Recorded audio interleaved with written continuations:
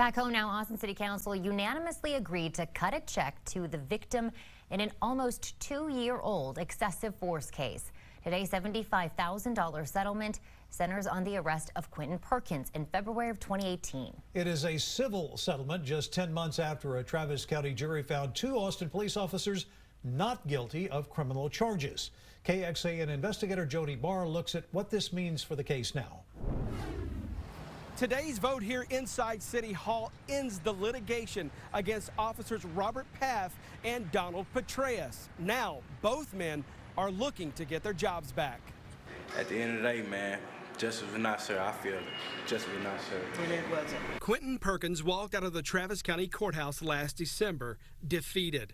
The 2 officers he accused of tasing and arresting him for no good reason were acquitted. Perkins filed a federal lawsuit against the city and those officers, launching 14 months of litigation and negotiation. They tased him, they lied on him, they filed charges, they took him to jail, and in the end, it was clear he was not injured, but his civil rights were violated. So this was a case where we wanted a higher amount, they wanted a lower amount. We went through the mediation process, and it's resolved, and the officers have their issues to deal with, but we can move forward now. Perkins' attorney, Bobby Taylor, stood and listened as City Council voted to pay Perkins $75,000. The payment ends Perkins' claims against the city and officers Pfaff and Petraeus. And it means the city knows there's some liability. But the officer's attorney told KXAN part of the settlement agreement is that his clients do not admit liability here.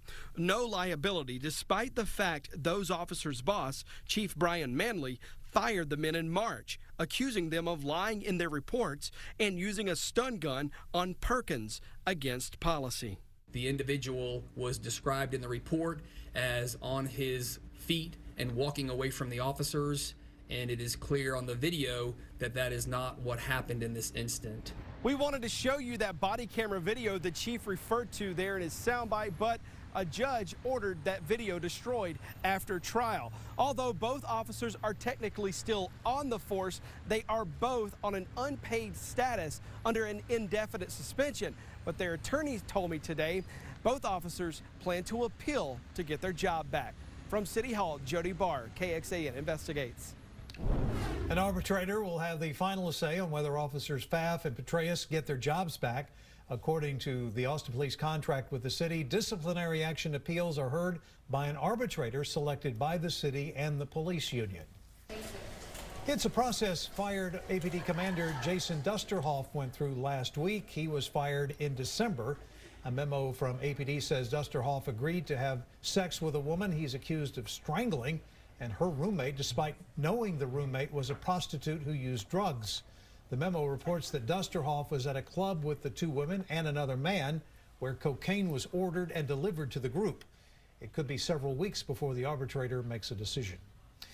We also have the police chief's other disciplinary memos for you, spelling out his reasons for firing officers Pfaff and Petraeus. It's all at KXAN.com. They're quite detailed, and each is about 10 pages long.